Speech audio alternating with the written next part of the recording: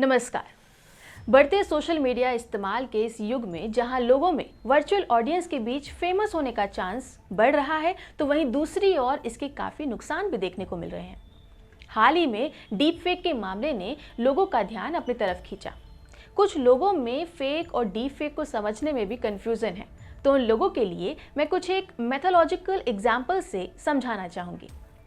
जिस तरह रामायण में मारीच ने स्वर्णमृग का रूप धारण किया था, उसे हम फेक कैटेगरी में रख सकते हैं। इंद्र ने गौतम ऋषि का रूप धारण करके अहिल्या के साथ जो छल किया था, वो डीप फेक था।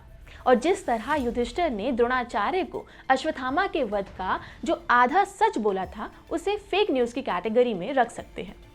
नए ज़माने में इंडस्ट्रियल रेवोल्यूशन और प्रिंटर के आने के बाद झूठ और फरेब पर रोक लगाने के लिए कॉपीराइट के साथ आईपीसी में कई कानूनी प्रावधान किए गए, पर इंटरनेट और मोबाइल के आने के बाद झूठी खबरों का डिजिटल कारोबार सबसे ज़्यादा बढ़ने पर किसी तरह का कोई नया कानून सामने नहीं आया।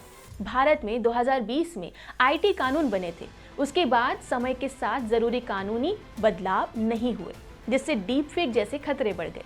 आइए मैं आपको कुछ एक ऐसे ज़रूरी मुद्दों को समझाना चाहूँगी जिस कारण झूठी खबरों का डिजिटल कारोबार बिना किसी डर के बढ़ रहा है।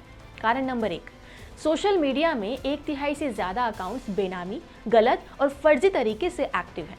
इनसे झूठ के साथ साइबर क्राइम का कारोबार रक्त बीज की तरह बढ़ रहा है। ऐसे फर्जी यूजर्स की बढ़ती संख्या से डिजिटल कंपनियों को बड़ा मुनाफा होता है, इसलिए वे उन पर कोई ठोस कार्रवाई नहीं करते।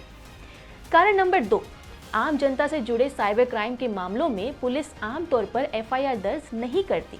दबाव के बाद मामला दर्ज हो भी जाए तो शिकायत करने वालों को हैरानी और परेशानी का सामना करना पड़ता है। लेकिन रश्मिका मंदाना के वीआईपी मामले में दिल्ली पुलिस ने खुद ही एफआईआर दर्ज करके जांच शुरू की। फिल्म जगत और पार्टियों के आईटी सेल जब तक इस झूठ के कारोबार के खिलाफ कदम नहीं उठाएंगे, तब तक काफी हद तक चीजें बदतर होती रहेंगी।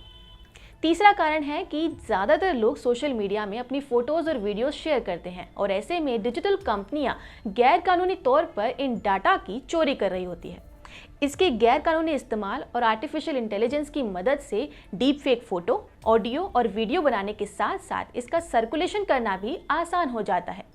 किसी के पास हथियार रखने के लिए तो हमारे पास कानून बने हुए, लेकिन डीप फेक के लिए इस्तेमाल होने वाले सॉफ्टवेयर और ऐप्स के रेगुलेशन की भारत में कोई व्यवस्था नहीं है।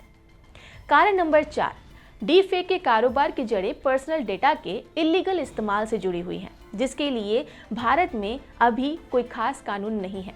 सुप्रीम कोर्ट के फैसले के 7 साल बाद पर्सनल डेटा के बिजनेस को रोकने के लिए संसद से कानून बना, पर राष्ट्रपति की मंजूरी के बावजूद भी कानून और उससे जुड़े हुए नियमों को अभी तक लागू नहीं किया गया है।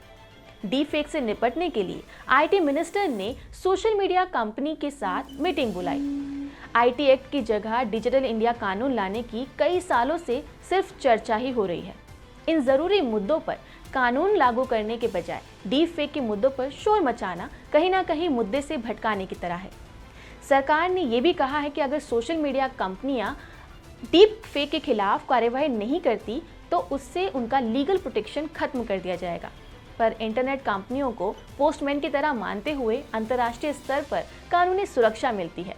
भारत ने आईटी एक्ट की धारा 79 के तहत internet, digital, social media, website और ऐप्स को सेफ हार्बर का कानूनी कवच मिला हुआ है।